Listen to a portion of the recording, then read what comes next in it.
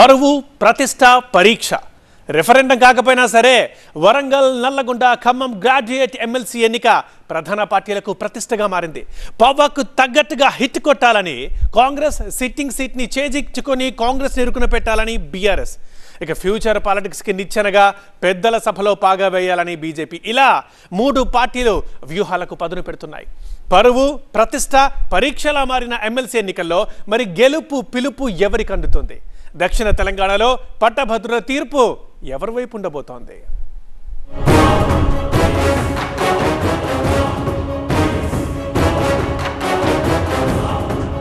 తెలంగాణలో ఎమ్మెల్సీ దంగల్.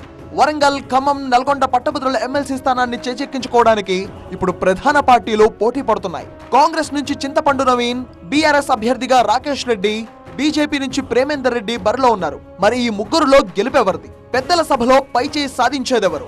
ప్రచార పర్వంలో డైలాగ్ వార్ దద్దరిల్లుతోంది. మండలిలో శాసనసభలో అడిగేటోళ్ళు ఉండాలి, ప్రజల తరపున కడిగి పారేసేటోళ్ళు ఉండాలి.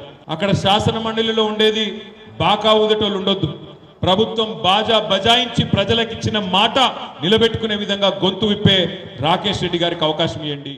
ఎప్పుడు ఆడవాలో కూడా తెలవనటువంటి సన్నాసులాడు పొద్దు కొడక ముందే ఆడవటం మొదలు పెడుతున్నా కాబట్టి ఆ ఏడుపుకి అర్థం ఉండదు.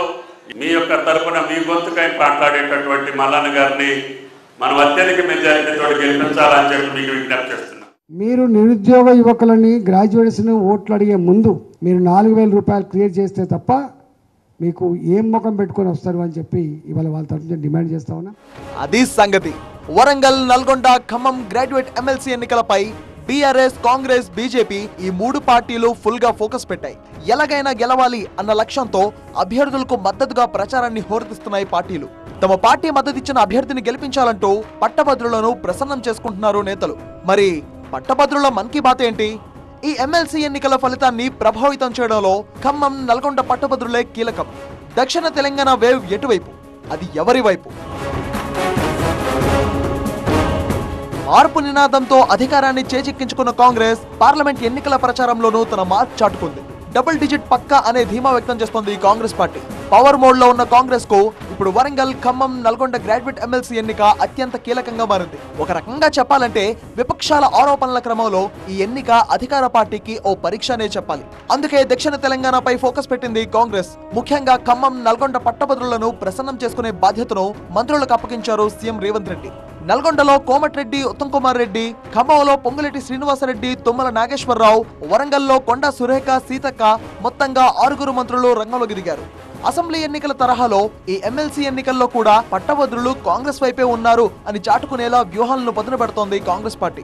చింతపండు నవీన్ అలియాస్ తీన్మార్ మల్లన్ గెలిపించేందుకు కాంగ్రెస్ సర్వశక్తులు ఒడ్డుతోంది. పొద్దున్న లెగితే కాంగ్రెస్ పార్టీ మీద, ప్రభుత్వం మీద, కానీ వాళ్ళ ఏడుపుకు కూడా సమయం ఉండాలి. ఎప్పుడు ఆడవాలో కూడా తెలవనటువంటి సన్నాసులాడు పొద్దు కొడక ముందే ఆడవటం మొదలు పెడుతున్నా కాబట్టి ఆ ఏడుపుకి అర్థం ఉండదు. ఏడ్చేవాడు కొద్దిగా తగ్గించుకుంటే మంచిది అని చెప్పి మీకు ఈ సందర్భంగా మనం చేస్తున్నాం. మల్లన్న గారి ద్వారా అది పట్టభద్రుల యొక్క సమస్యలు అన్ని రంగాల్లో ఉన్నారు. ఆ సమస్యలు తీర్చడానికే మన ప్రభుత్వం ప్రయత్నం చేస్తుంది. వరంగల్ నల్లగొండ ఖమ్మం పట్టభద్రుల ఎమ్మెల్సీ ఎన్నికను గెలవడం కాంగ్రెస్ కు ఎంత ఆవశ్యకమో బీఆర్ఎస్ కు కూడా అంతే.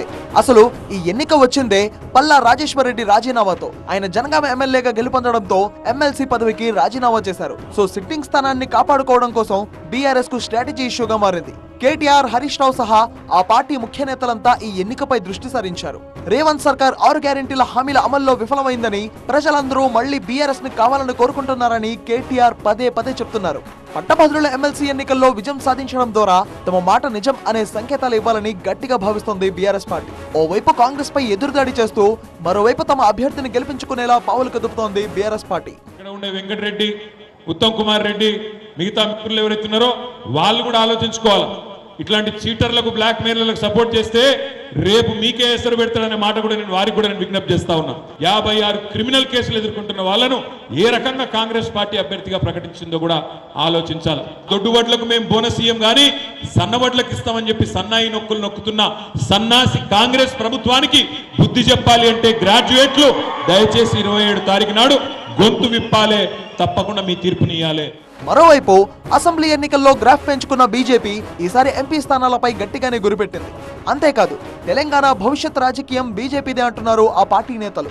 మోదీ పాలనపై ప్రజల్లో విశ్వాసం ఉందని, పట్టభద్రుల ఎన్నికల్లోనూ అదే రిఫ్లెక్ట్ అవుతుందంటున్నారు. ప్రేమేందర్ రెడ్డికే పట్టభద్రులు పట్టం కడతా అంటున్నారు ఈటల రాజేందర్. అధికారంలోకి వచ్చి 6 నెలలైనా ఆ 6 గ్యారెంటీలను అమలు చేయడంలో కాంగ్రెస్ విఫలమైందన్నారు ఈటల రాజేందర్. నిరుద్యోగులకు 4,000 రూపాయలు వృత్తి ఇస్తామని చెప్పి ఇవ్వని కాంగ్రెస్ కు ఓటు అడిగే నైతిక హక్కు లేదన్నారు ఆయన. స్వయంగా రాహుల్ గాంధీ గారు, ప్రియాంక గాంధీ గారు ఈ రాష్ట్రంలో 4,000 రూపాయల నిరుద్యోగ వృత్తి ఇస్తా అని చెప్పింది. మీరు నిరుద్యోగ యువకులని గ్రాడ్యుయేట్స్ని ఓట్లు అడిగే ముందు మీరు 4,000 రూపాయలు క్లియర్ చేస్తే తప్ప మీకు ఏం ముఖం పెట్టుకొని వస్తారు అని చెప్పి ఇవాళ వాళ్ళ తరఫున డిమాండ్ చేస్తా ఉన్నా. నిరుద్యోగ యువకులకు ఇచ్చేటువంటి 4,000 రూపాయలు క్లియర్ చేస్తేనే మీరు ఓట్లు అడగాలని చెప్పి కూడా డిమాండ్ చేస్తా ఉన్నా. అది సంగతి. అధికారం చేజిక్కించుకోవడం సరే, 6 నెలల పాలనకు ఎన్ని మార్కులో పట్టభద్రుల ఎమ్మెల్సీ ఎన్నిక కాంగ్రెస్ కు గీటురాయిగా మారింది. ప్రజలు పట్టభద్రులు తమ వైపే అని ఈ ఎన్నిక ద్వారా చాటి చెప్పాలనుకుంటోంది కాంగ్రెస్ పార్టీ. అటు బీఆర్ఎస్ కు సిట్టింగ్ స్థానం కాపాడుకోవడం సహా కాంగ్రెస్ పై ప్రజల్లో విముఖతకు పట్టభద్రులు తీర్పే నిదర్శనమని ఈ ఎన్నిక ద్వారా చెప్పాలనుకుంటోంది బీఆర్ఎస్. భవిష్యత్ తమదే అని చెప్పడానికి ఈ ఎన్నికల్లో గెలుపును ఓ మలుపుగా మార్చుకోవాలనుకుంటోంది బీజేపీ. మొత్తానికి ఎవరి వ్యూహాలు వాళ్లకున్నాయి. పెద్దల సభపై పైచేయి సాధించాలని 3 పార్టీలు పంతం మీదున్నాయి. మరి పట్టభద్రుల తీర్పు ఎటువైపు అన్నది చర్చగా మారింది ఇప్పుడు.